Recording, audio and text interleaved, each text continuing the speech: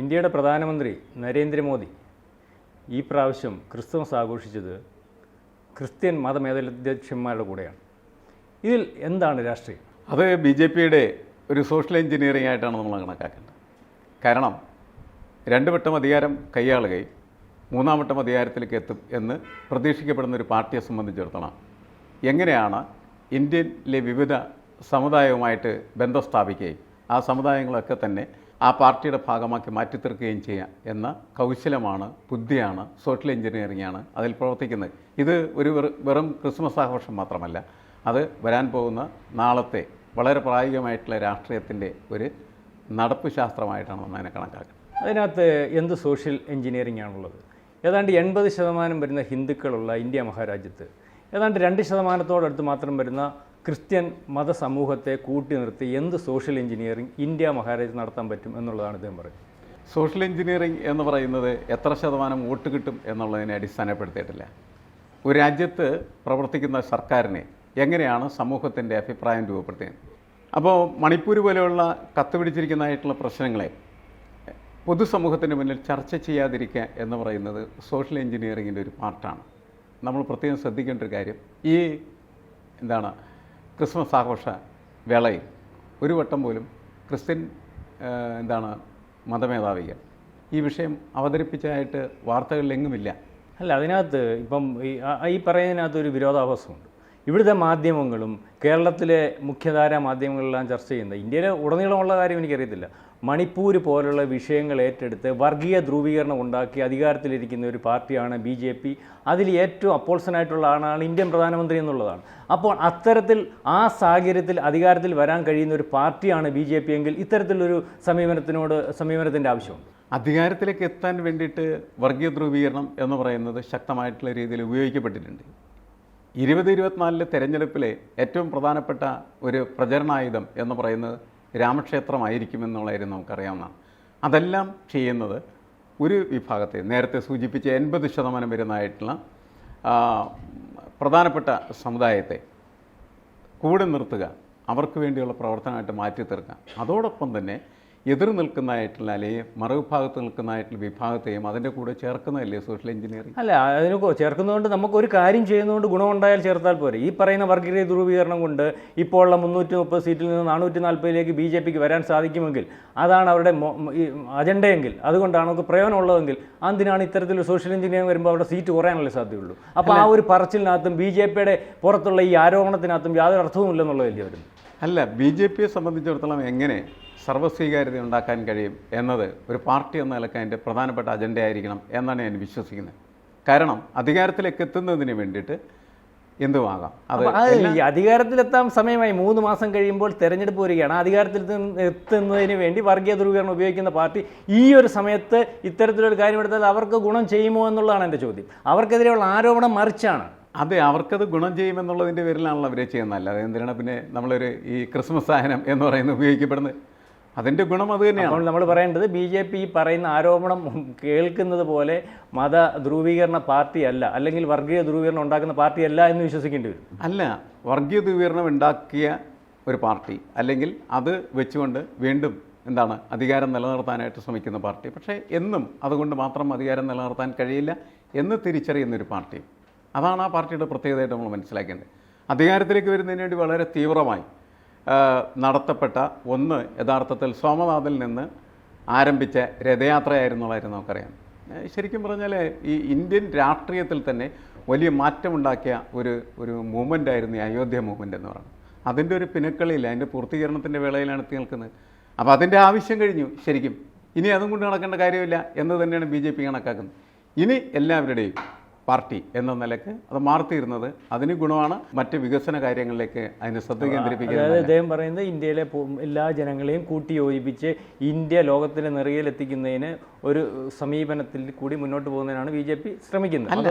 വർഗീയ ധ്രുവീകരണവും മതധ്രുവീകരണവും ഒക്കെ വേണ്ടെന്ന് വെച്ച് എല്ലാവരും സംഘടിപ്പിച്ച് അതിൻ്റെ ഘട്ടം കഴിഞ്ഞ് ഏത് പ്രവർത്തനത്തിനും രാഷ്ട്രീയത്തിൽ അതാത് സമയങ്ങളുണ്ട്. ആ സമയങ്ങളിൽ അത് ഉപയോഗിക്കാൻ പാടില്ല. എല്ലാ സമയത്തും അത് ഉപയോഗിച്ചുകൊണ്ട് നടന്നാൽ പലപ്പോഴും തിരിച്ചടികൾ മാത്രമായിരിക്കും ഫലമുണ്ടാകുമ്പോൾ. അത് തിരിച്ചറിവിൻ്റെ ഒരു പ്രധാനപ്പെട്ട രാഷ്ട്രീയമായിട്ടാണ് ഞാൻ കണക്കാക്കുന്നത്. ഇനിയിപ്പോൾ ക്രിസ്തീയ വിഭാഗത്തെ വിളിച്ചതുപോലെ തന്നെ മുസ്ലിം വിഭാഗത്തെയും വിളിക്കാം, ആരെയും വിളിക്കാം. എല്ലാവരും ഇതിൻ്റെ കൂടെ നിൽക്കുക, ഞങ്ങൾ ഇന്നതായിരിക്കും ചെയ്യുന്നത്, അതിൽ മാറ്റമില്ല. അതുകൊണ്ട് തന്നെ ഹിന്ദുക്കളെ സംബന്ധിച്ചിടത്തോളം അവർക്ക് 100% എന്താണ് ഉറപ്പുള്ള അല്ലെങ്കിൽ വിശ്വാസമുള്ള ഒരു സംവിധാനമായി നിൽക്കുകയും അതിനോടൊപ്പം തന്നെ ഇപ്പോൾ എന്താണ് കമ്മ്യൂണിസ്റ്റ് പാർട്ടിയുടെ നേതാക്കളെ വരെ ഇതിൻ്റെ ഉദ്ഘാടന വേളയിലേക്ക് ക്ഷണിക്കാനുള്ള കാരണം എന്താണ്? എന്തിനു ക്ഷണിക്കണം? അവർ വിശ്വാസികളല്ല എന്നുള്ള കാര്യം അവർക്കും അതുപോലെ തന്നെ പുറത്തുള്ളവർക്കും പറയാനെങ്കിലും ഉണ്ടല്ലോ. എന്നിട്ടും വിളിച്ചു. അതിൻ്റെ കാരണം എന്ന് വെച്ചാൽ ഇത് തന്നെയാണ്, എല്ലാവരുടെയും ഒരു സ്വീകാര്യത നേടുക എന്നുള്ളത് മൂന്നാം വട്ടം അധികാരത്തിലേക്ക് വരുന്നൊരു പാർട്ടിയെ സംബന്ധിച്ചിടത്തോളം നല്ലതാണ് എന്നതാണ് അവരുടെ സോഷ്യൽ എഞ്ചിനീയറിംഗ് എന്നാണ് ഞാൻ മനസ്സിലാക്കുന്നത്. അതുകൊണ്ടാണ് ഇത്തരം സമീപനങ്ങളുമായി അവർ മുന്നോട്ട് പോകുന്നത്. ഇപ്പോൾ മണിപ്പൂർ പോലുള്ള വിഷയം ഉണ്ടായിട്ടും ക്രിസ്ത്യൻ മതമേലധ്യക്ഷന്മാർക്ക് എതിർപ്പുണ്ടായിട്ടും നരേന്ദ്രമോദിയെ ഇന്ത്യയുടെ പ്രധാനമന്ത്രി വിളിച്ചപ്പോൾ വളരെ ലാഘവത്തോടുകൂടി അവിടെ ചെല്ലുകയും അദ്ദേഹത്തിൻ്റെ വിരുന്നിൽ പങ്കെടുക്കുകയും ഈ മണിപ്പൂർ പോലുള്ള വിഷയം അവിടെ ഉന്നയിക്കാതെ പോവുകയും ചെയ്തു. അപ്പം നമുക്ക് മനസ്സിലാക്കാൻ കഴിയുന്നത് അധികാരത്തിൻ്റെ കൂടെ എന്നും നിന്നിട്ടുള്ള ഒരു സമൂഹമാണ് ക്രിസ്ത്യൻ സമൂഹം എന്ന് പറയുന്നത്. അതിപ്പോഴും അവർ പിന്തുടർന്നുകൊണ്ട് പോകുന്നു. അവർക്ക് പ്രത്യേക അജണ്ടയൊന്നുമില്ല. ആരധികാരത്തിലുണ്ടോ അവർക്കത് മുതലാക്കി മുന്നോട്ട് പോകുന്ന ഒരു സമീപനമാണെന്ന് പറഞ്ഞാൽ അതിനകത്ത് തെറ്റുമല്ലോ ഉണ്ട്. അത് വളരെ കൃത്യമായ ശരിയായിട്ടുള്ളൊരു നിലപാടാണ്, നിരീക്ഷണമാണ്. ഇതാണ് സത്യം. കാരണം പ്രായോഗിക രാഷ്ട്രീയത്തിൻ്റെ അപ്പോസ്തലന്മാരാണ് അവർ. അവർക്ക് വേറെ പ്രത്യേക താല്പര്യങ്ങളും ഇതിൻ്റെ അകത്തില്ല. അവരുടെ കാര്യം ആര് നിർവഹിക്കുന്നു അവർക്കൊപ്പം നിൽക്കുക എന്നുള്ളതാണ് സമീപനം. ആരെയും ആരോടും വഴക്കില്ലാതിരിക്കുക. അതോടൊപ്പം തന്നെ അവരുടെ കാര്യങ്ങൾ സാക്ഷാത്കരിക്കാനായിട്ടുള്ള ശ്രമം അവർ നടത്തിയ മണിപ്പൂർ ഉണ്ടായ സമയത്ത് ഒരു പ്രതിഷേധം അറിയിച്ചിട്ടുണ്ട്. അതിപ്പോഴും തുടരുന്നുണ്ടെങ്കിൽ പോലും അതിൽ കടിച്ചു വാങ്ങിയിട്ട് കാര്യമില്ല എന്നവർക്ക് മനസ്സിലായി. കാരണം ഒപ്പം നിന്ന് കഴിഞ്ഞിട്ടുണ്ടെങ്കിൽ എന്തെങ്കിലും തരത്തിലുള്ള ഗുണങ്ങളുണ്ടാവും എന്ന് കരുതപ്പെടുമ്പോൾ അതുപയോഗിക്കുന്നതാണ് പ്രായോഗിക രാഷ്ട്രീയം. ആ പ്രായോഗിക രാഷ്ട്രീയത്തിൻ്റെ ഒരു വലിയ സംവിധാനമാണ് യഥാർത്ഥത്തിൽ ക്രിസ്തീയ സഭ എന്ന് തന്നെയാണ് നമ്മൾ തിരിച്ചറിയേണ്ടത്. നരേന്ദ്രമോദി എടുത്ത രാഷ്ട്രീയം തന്നെ ക്രിസ്ത്യൻ മതമേലധ്യക്ഷന്മാർ ഉപയോഗിക്കുന്നു എന്ന് മനസ്സിലാക്കേണ്ടി വരും. നരേന്ദ്രമോദി അടുത്ത ഇലക്ഷന് എങ്ങനെ എല്ലാവരെയും കൂട്ടിയോജിപ്പിച്ച് മുന്നോട്ട് പോകാം എന്ന സമീപനത്തിൽ വരുമ്പോൾ ഇവിടുത്തെ ക്രിസ്ത്യൻ മതമേലധ്യക്ഷന്മാർ അധികാരത്തിൽ വരാൻ സാധ്യതയുള്ള പാർട്ടി BJP ആണെന്ന് കൊണ്ട് അവർ പറയുന്നതിന് തിരുവായ്ക്ക് എതിർവായില്ല എന്ന സമീപനത്തിൽ അവരുടെ കൂടെ നിന്ന് പോകുന്ന ഒരു സമീപനത്തിലേക്കാണ് നാം ഇപ്പോൾ കണ്ടുകൊണ്ടിരിക്കുന്നത്. അല്ല, രാഷ്ട്രീയത്തിൻ്റെ പ്രത്യേകത അതാണ്. നിങ്ങൾക്ക് എവിടെയാണ് അധികാരമുള്ളത് ആ അധികാരത്തിലേക്ക് ആളുകളെ ആകർഷിക്കാനായിട്ട് കഴിയും എന്നുള്ളതാണ്. അതിശക്തമായിട്ടുള്ള വിയോജിപ്പ് പല കാര്യങ്ങളെ സംബന്ധിച്ചിടത്തോളം, പ്രത്യേകിച്ച് മതവിഷയങ്ങളെ സംബന്ധിച്ചിടത്തോളം ഉണ്ടെങ്കിൽ പോലും ക്രിസ്തീയ സഭ ഒരിക്കൽ പോലും നരേന്ദ്രമോദിയുമായിട്ടോ BJP ആയിട്ടോ ഒരു സംഘർഷത്തിന് പോകാൻ ആഗ്രഹിക്കുന്നില്ല. അവർക്ക് അവരുടെ കാര്യങ്ങൾ, അവരുടെ മിഷണറി പ്രവർത്തനവുമായിട്ട് ബന്ധപ്പെട്ട കാര്യങ്ങൾ, അതേപോലെ തന്നെ ഒരു സ്കൂൾ വ്യവസായ ശൃംഖലയുമായി ബന്ധപ്പെട്ട കാര്യങ്ങൾ, അതൊക്കെ പരിക്കില്ലാതെ എങ്ങനെ നിർവഹിക്കപ്പെടാനായിട്ട് കഴിയും? അതാണ് അവർ അന്വേഷിച്ചുകൊണ്ടിരിക്കുന്നത്. പല സംസ്ഥാനങ്ങളിലും അത് പരീക്ഷിച്ചിട്ടുണ്ട്. ആ പരീക്ഷണം അവർക്ക് വിജയകരമായി തോന്നിയിട്ടുണ്ട്. അതുകൊണ്ടാണ് അധികാരത്തിനൊപ്പം നിൽക്കുക എന്ന് പറയുന്ന സമീപനം അവർ സ്വീകരിച്ചിട്ടുള്ളത്. ഇത് തുടർന്ന് സ്വീകരിക്കപ്പെടാനായിട്ടുള്ള സാധ്യത കൂടുതലാണ്. ഇന്ത്യയിലെ പല മതവിഭാഗങ്ങളെ നമ്മൾ പരിശോധിക്കുന്ന സമയത്ത് വളരെ കൃത്യമായി ശാന്തമായും സമാധാനമായും തങ്ങളുടെ താല്പര്യങ്ങൾ സംരക്ഷിക്കുന്നതിന് വേണ്ടിയുള്ള സമീപനം എടുത്തുവെച്ച് അതിൻ്റെ അടിസ്ഥാനത്തിൽ സാമ്പത്തികമായിട്ടുള്ള മുന്നേറ്റങ്ങൾ, വിദ്യാഭ്യാസപരമായിട്ടുള്ള മുന്നേറ്റങ്ങൾ, മറ്റ് സാമുദായികമായിട്ടുള്ള നേട്ടങ്ങൾ അതൊക്കെ ഉണ്ടാക്കുന്നതിൽ എപ്പോഴും മുൻപന്തിയിൽ നിന്നിട്ടുള്ള ഒരു സമൂഹമാണ് ക്രിസ്തീയ സമൂഹം. അതിൻ്റെ രാഷ്ട്രീയമാണ് ഈ പ്രായോഗിക രാഷ്ട്രീയം എന്ന് പറയുന്നത്. അത് വളരെ കൃത്യമായിട്ടുള്ള രീതിയിൽ അവർ പ്രയോഗിക്കാനായിട്ട് ശ്രമിക്കുന്നു. പക്ഷേ ചിലപ്പോഴൊക്കെ പരിമിതികളുണ്ടാകും. ആ പരിമിതികളെ മറികടന്നുകൊണ്ട് ആ പ്രായോഗിക രാഷ്ട്രീയത്തെ സാക്ഷാത്കരിക്കാനുള്ള ശ്രമം, അതിൻ്റെ ഭാഗമായിട്ടാണ് ഈ വിരുന്നും അതിൻ്റെ കോൺസിക്വൻസസും നമ്മൾ വിലയിരുത്തേണ്ടത്. ഇപ്പോൾ BJP ഈ കാര്യത്തിൽ നരേന്ദ്രമോദിയുടെ ഈ ഉദ്യമം വിജയിക്കും എന്നാണോ അദ്ദേഹം പറയുന്നത്? അല്ല, BJP നടത്തുന്ന ഈ പ്രവർത്തനങ്ങളെന്ന് പറയുന്നത് അതിനുള്ള ഒരു ഒരുക്കത്തിൻ്റെ ഭാഗമായിട്ട് മാത്രമല്ല, ഏതാണ്ട് എല്ലാ ക്രിസ്തീയ കുടുംബങ്ങളെയും സന്ദർശിക്കുകയും അവരുമായിട്ട് സൗഹാർദ്ദം പുലർത്തുകയും ചെയ്യുന്ന ഒരു സമീപനം കേരളത്തിലെ BJP പല സമയത്തുമായിട്ട് എടുക്കാനായിട്ട് ശ്രമിച്ചിട്ടുണ്ട്. അത് ഇതിൻ്റെ ഭാഗമായിട്ടുള്ള ഒരു സോഷ്യൽ എഞ്ചിനീയറിംഗ് ആയിട്ട് നമുക്ക് കണക്കാക്കാൻ പറ്റുകയുള്ളൂ. എങ്ങനെ ക്രിസ്തീയ സമൂഹത്തെ കൂടെ നിർത്തുക. പല വിഷയങ്ങളിലും ഇപ്പോൾ ലവ് ജിഹാദ് പോലെയുള്ള വിഷയങ്ങളെല്ലാം വന്ന സമയത്ത് ക്രിസ്തീയ സഭയെ അവരുടെ കൂടെ നിർത്താൻ വേണ്ടിയിട്ടുള്ള രാഷ്ട്രീയമായിട്ടുള്ള നീക്കങ്ങളുണ്ടായിരുന്നു. നാർക്കോട്ടിക് ജിഹാദ് എന്ന് യഥാർത്ഥത്തിൽ പുരോഹിതന്മാരെ കൊണ്ട് വിളിപ്പിക്കാനായിട്ട് BJP കഴിഞ്ഞു എന്നുള്ളതായിരുന്നു നമ്മൾ മനസ്സിലാക്കണം. പിന്നീട് വലിയ എതിർപ്പുകളും പ്രശ്നങ്ങളൊക്കെ ഉണ്ടായ സമയത്ത് പതുക്കെ അതിൽ നിന്ന് പിന്നോട്ട് പോയി എന്നുള്ളത് ശരിയാണ്. മാത്രമല്ല, റബ്ബറിൻ്റെ തറവില ഉയർത്തി കൊടുത്തു കഴിഞ്ഞിട്ടുണ്ടെങ്കിൽ BJPക്ക് ഒരു MBA നൽകാം എന്ന് കേരളത്തിൽ നിന്നാണ് ക്രിസ്തീയ സഭയുടെ മുഴക്കം നമ്മൾ കേട്ടത്. അപ്പോൾ അതൊക്കെല്ലാം ഈ പ്രായോഗികമായിട്ടുള്ള സമീപനം തന്നെയാണ്. അത് പിന്നീട് തിരുത്തി പറഞ്ഞു, ആര് റബ്ബറിൻ്റെ വില കൂട്ടി നൽകിയാലും അവർക്ക് ഞങ്ങൾ MBA നൽകാം എന്ന നിലത്തിലുള്ള ഒരു പ്രായോഗിക സമീപനം അവർ പ്രഖ്യാപിച്ചു. BJP മാത്രമല്ല, ഞങ്ങൾക്ക് എല്ലാ രാഷ്ട്രീയ പാർട്ടികളും സ്വീകാര്യരാണ്. ഞങ്ങളുടെ കാര്യങ്ങൾ നടക്കണം, അതാണ് പ്രധാനപ്പെട്ട കാര്യം. അത് ഞങ്ങളുടെ കർഷകരുടെ വളരെ തീവ്രമായിട്ടുള്ള പ്രശ്നങ്ങളാണ്. ആ പ്രശ്നങ്ങൾ മാറ്റിവെച്ചുകൊണ്ട് സഭയ്ക്ക് മുന്നോട്ട് പോകാനാവില്ല എന്ന സമീപനാണ് സഭ എടുത്തിട്ടുള്ളത്. ഡൽഹിയിൽ നടന്ന ഈ വിരുന്ന് ഊട്ടലിൻ്റെ രാഷ്ട്രീയം കേരളത്തിലാണ് അലയടിക്കാൻ പോകുന്നത്. കേരളത്തിൽ ഏതാണ്ട് 10-20% വരുന്ന ക്രിസ്ത്യാനികൾ, അതായത് ഇവിടുത്തെ ഭൂരിപക്ഷം എന്ന് പറയുന്ന ന്യൂനപക്ഷം എന്ന് പറയുന്ന ക്രിസ്ത്യാനികൾ യഥാർത്ഥത്തിൽ ഭൂരിപക്ഷമായിട്ട് വരും.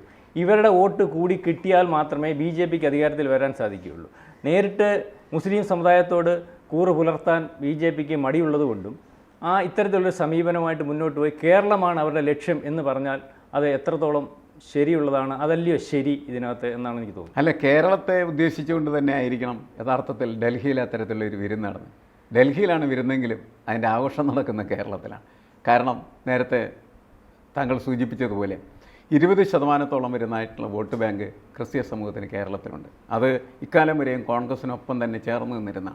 അതിനെ അടർത്താൻ കഴിഞ്ഞാൽ തീർച്ചയായിട്ടും കേരളത്തിൽ പല സ്ഥലങ്ങളിലും അവർക്ക് MLA-മാരെ നിർമ്മിക്കാനായിട്ട് കഴിയും എന്ന തിരിച്ചറിവ് BJPക്ക് ഉണ്ട്. അപ്പോൾ നിരന്തര സമരം നടന്നു. അദ്ദേഹം പറഞ്ഞ സോഷ്യൽ എഞ്ചിനീയറിംഗ് ഇന്ത്യയിൽ ഉടനീളം നടക്കുന്നതല്ല, അത് കേരളത്തിൽ മാത്രം നടത്തുന്നതിന് വേണ്ടി നരേന്ദ്രമോദി നേരിട്ടിറങ്ങിയതാണ് എന്ന ഒരു കാഴ്ചപ്പാടിലൂടെയാണ് നമുക്ക് പോകാൻ സാധിക്കുന്നത്. അതുതന്നെയായിരിക്കും മോഡിയുടെ രാഷ്ട്രീയവും.